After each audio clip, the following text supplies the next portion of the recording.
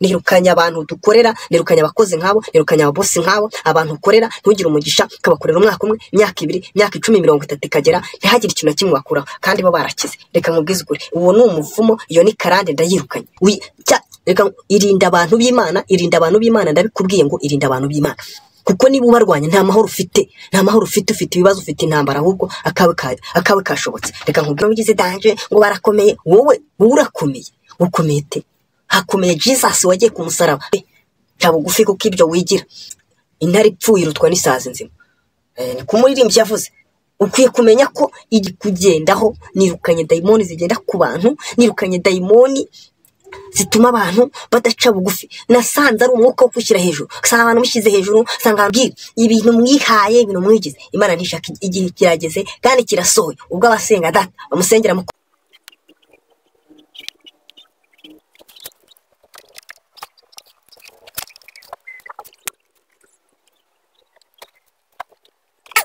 Yesu nashimwe. Amahoro y'Imana akomeze kubana namwe, amahoro y'Imana akomeze kubagenderera. Abashuje mu izina rya Yesu Kristo, umwami wacu watubambiye Karuvali Golgotha. Imana nishimwe cyane. Amazina yanjye rero nkuko mubimenyereye ni Mushumba. Ndabakunda cyane. Ndanezererwa kubabona, ndanezererwa kubumva, nanjye kandi nkanezererwa kuba ku ijambo ry'Imana, nkanezererwa kubabwira ijambo ry'Imana. Kandi ijambo ry'Imana ni umutsima utera imbaraga. Yababwira ngo ijambo ry'Imana ringana n'Imana ubwayo. Imana yitegetse biraba, yavuga kandi bikagira gute, bikanakomera. Imana rero irihagije, Imana ni yacu, Imana izatugirira neza. Nkunda kubibwira abantu, babwira ngo Imana izatutabara. Ndashima Imana rero ko tugihumeka umwuka w'abazima.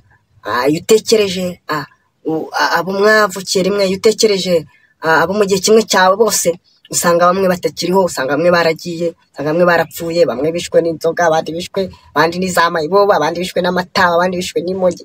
Abantu bafite ibibazo, mbese uzicara urebe, uzasanga generation yawe, usanga ari abantu benshi bafite ibibazo, uzasanga ari abantu benshi bafite intambara, uzasanga ari abantu benshi bagowe barushye. Ariko muri Kristo Yesu niho nyine tubonera amahoro. Niyo mpamvu twigisha abantu ubuntu bw'Imana, twabwira imbaraga z'Imana, twabwira kugira neza kw'Imana, twabwira gukora kw'Imana. Kuko hejuru ya byose, hejuru y'ibimibona, hejuru y'intambara, hejuru y'amagambo, hejuru yo kurasana, hejuru yo kuvuga, hari imbaraga z'Imana arizo ziza zigakuraho ibyo byose. Ezo ziza zigakuraho karande. Sanga abantu barabashwe na karande, ariko ntibazi aho bagomba kubariza, ntibazi aho bagomba ntibazo bagomba kubwira. Abantu bararushye, abantu bararemerewe, abantu birukanga mu bapfumu, abantu birukanga. Ariko Mana ndakwinginze ngo abantu barengere, abantu batabara, abantu bagire neza, abantu birirwa mu bapfumu, abantu birirwa bababeshya. Ariko mu izina rya Yesu, kuri Kristo niho hari amahoro, kuri Kristo niho hari ibyishimo. Uyu munsi rero, kuri umunsi wa mbere w'icyumwe, ndabasengeye mu izina rya Yesu kugira ngo amahoro y'Imana, kugira ngo urukundo rw'Imana, kugira ngo kugira neza kw'Imana bibabeho, bize bibe muri mwe, bize bibahindure, bihindure ubuzima. Ko gusenga no gusima, gusenga n'imibereho, gusenga bibeshaho, gusenga birubaka, gusenga nibwo buzima. Imana ishimwe. Rero reka tubabwire ku nzozi zo munsi, hanyuma niturangiza dusome ijambo ry'Imana. Dusome ijambo ry'Imana, ariko tubwira abantu ngo mugire umwanya wo gusenga. Imana ntishaka abantu, Imana ntishaka abantu, Imana ntishaka ikivunge, Imana ntishaka. Reka mbabwire ibintu mwihaye, ibintu mwigize. Imana ntishaka, igihe kirageze kandi kirasohoye ubwo abasenga data bamusengera mu kuri no mu mwuka. Reka ibintu by'ikivunge, ibintu byo kwira ntibigezweho. Hagezweho gusenga umuntu ku giti cye.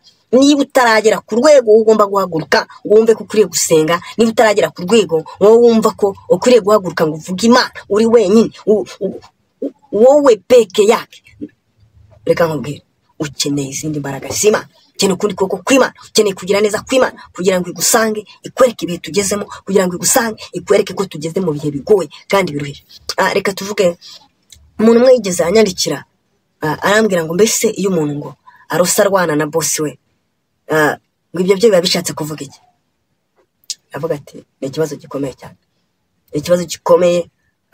Nubwo tuvuga tukagerageza kubihuza n'iby'umwuka n'icyo umwuka ashaka, si ibi bintu bisobanuye, si ibi bintu mbibonye nasengera iki, ariko hari ibintu by'ubwabyo biba byisobanuye niyo utamenya nyirizina ikintu bivuze, ariko byonyine no kuba urota ukarota ubona uri mu Rwanda na boss wawe ni ikibazo gikomeye cyane. Buriya dusenga Imana kugira ngo itugire neza, dusenga hari ibyifuzo kenshi nubwo abantu benshi basenga bashakaho imigati bashaka ibyo kurya, ariko ubundi icyifuzo nyamukuru tuba ngo Mana rinda ubugingo bwacu butagirwaho n'igitutsi.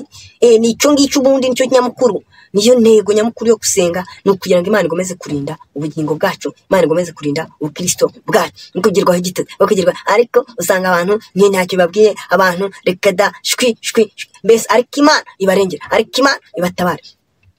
Rero arambaza ndavuga ati reka mubwize ukuri, nubwo warose bimeze gutyo ukarota uri mu Rwanda na boss wawe, ndamubwira nti rero ukwiye gusenga Imana. Nubwo nakubwira ngiye nkakubwira nk'umuntu, nkakubwira uko mbitekereza hamwe no gusenga Imana, Imana hari ibyo izakora, ariko ukwiriye gusenga kandi ugasenga wirizuza, kuko iyo ni dayimoni ibikugendaho. Nirukanye dayimoni zigenda ku bantu, nirukanye dayimoni zituma abantu badaca bugufi. Nasanze ari umwuka wo kwishyira hejuru, usanga abantu bishyize hejuru, usanga abantu bigize danje ngo barakomeye. Wowe urakomeye, ukomeye te? Hakomeye Jesus wagiye ku musaraba, hakomeye Yesu wagiye ku musaraba akadupfira ubu ngubu tukaba turi bazima. Yesu Imana ikabitureba mu maraso ya Kristo, ikatubonamo abantu bazima, ikatubona ntitubonemo abanyabyaha kubera Yesu watugiriye ku musaraba. Wowe urakomeye, ca bugufi kuko ibyo wigira. Intare ipfuye irutwa n'isazi nzima, ni ku muririmbyi yavuze. Ukwiye kumenya ko igihe urupfu tugendana na tukajyana, iyo yo kwishyira hejuru warigeze atararigeze danje, nagira ngo nkubwire ngo ibyo bizarangira, ibyo bizashira. Uzaba umukecuru kanyarare uri umwe guri ngurya tunurukana urumene gutya, ibi uvuga uti kukina imitsi yanjye nayipfushije ubusa. Rero ndamubwira nti harimo umwuka wo kudaca bugufi. Ukwiriye kubanza ukamenya guca bugufi, kuko boss wawe niba gukoresha akwiye kukuyobora, akubwira ngo genda gutya kora gutya. Rero niba warageze aho urwana na boss wawe, mu by'ukuri ikintu cya mbere nabonye harimo umwuka kudaca bugufi. Imana iguha imbaraga kugira ngo ugire guca bugufi imbere. Ikindi cya kabiri naba narabonyemo, cyangwa se ikindi cya kabiri cy'ibyo bintu ushaka warabonye, nuko nugukorera umuntu. Ariko reka mubwize ko nta mugisha umufi. Reka hari abantu dukorera tugakorera abantu, ariko ntitubakoreho umugisha n'umwe. Nirukanye abantu dukorera, nirukanye abakozi nkabo, nirukanye ababosi nkabo. Abantu ukorera ntugire umugisha, kabakorera umwaka umwe, imyaka 2, imyaka 10, 30 ikagera ntihagire ikintu na kimwe bakuraho, kandi bo barakize. Reka mubwize ukuri, uwo ni umuvumo, iyo ni karande ndayirukanye. Uwo muntu nta mugisha umurimo, nta mugisha wamukuraho. Dukwiriye gusenga, tugasengera akazi, ariko tugasengera akazi k'umugisha, tukabwira Imana ngo Mana akazi k'abantu niko tuzakora, kuko ntiturabona ubushobozi bwo kwikorera. Mu gihe wemeye ko dukorera duhuze n'abantu b'umugisha mu izina rye. Ntabwo dukeneye intaza, ntidukeneye abantu bazadutagangaza, dukeneye abantu bazadutwarira imbaraga ku busa, nta kintu tubakuraho. Mana duha abantu b'umugisha, duha ababosi b'umugisha, duha abantu b'umugisha. Abantu batari umugisha tubakuye imbere yacu, tubakuye mu maso yacu, nibagende. Turabirukanye. Dukeneye ababosi tuzagiraho umugisha, dukeneye ababosi tuzagiraho umugisha, dukeneye abantu tuzagiraho umugisha, dukeneye abantu Imana iduhereza tuzagiraho umugisha. Imana y'amahoro nibane nawe. Rero nkwifurije kugira ngo ubone ababosi umugisha. Rero uwo muntu nubwo waruse urwana nawe, ariko ikigaragara cyo banza ugire guca bugufi, ariko unamenye ngo uyu muntu nubwo amukorera ushaka kuba nta mugisha nzamukura. Umuntu mwarwana, umuntu mugaterurana, mugakubitana hasi, agaterura ngo wamukura wowe, yaguha iki? Umugisha wamukuraho n'uwe arimo gukubita, arimo gutuye, urumva wamukuraho iki? Ukwiriye rero gusenga kuri imbere y'Imana ikakugira neza, Imana nikutabare. Hanyuma reka dusome ijambo ry'Imana tubone gusenga. Ntabwo ijambo ntituvuga ibintu byinshi. Hanyuma ni ijambo tubona mu gitabo, cyangwa se ni ibitabo biri hano, ibitabo by'ubwenge, ibitabo byiza cyane dusoma tukagubwa neza, ibitabo dusoma tukanezererwa. Imana ishimwe cyane. Ndavuga ngo ni igitabo cya Ezira. Igitabo cya Ezira, ni igice cya 8. Igitabo cya Ezira hano ku gice cya 8, ku murongo wa 21.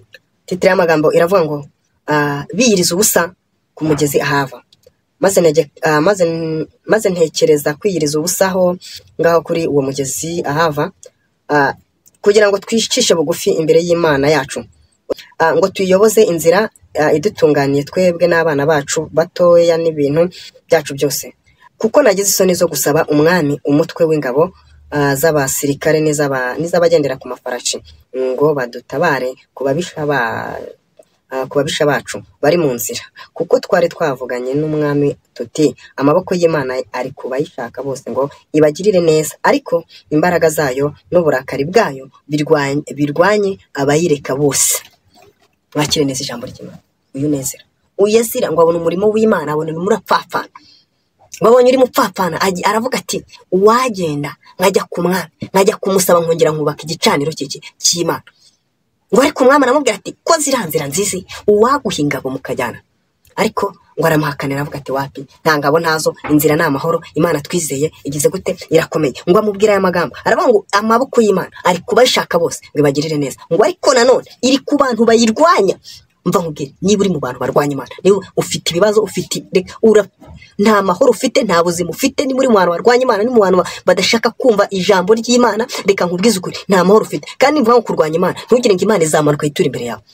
Niba urwanya mugenzi wawe, niba udakunda mugenzi wawe, niba utabana neza na mugenzi wawe, ufite ibibazo, ufite intambara, nta hantu urimo urarwanya Imana, urimo urakora mu jisho ry'Imana, reka irinda abantu b'Imana, irinda abantu b'Imana, ndabikubwiye ngo irinda abantu b'Imana.